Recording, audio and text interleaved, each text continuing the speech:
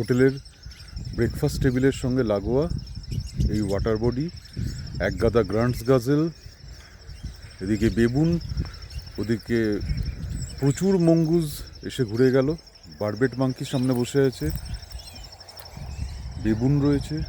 এই যে এই বেবুন আবার আমার দিকে কটমট করে দেখে নিল। অসাধারণ উপভোগ।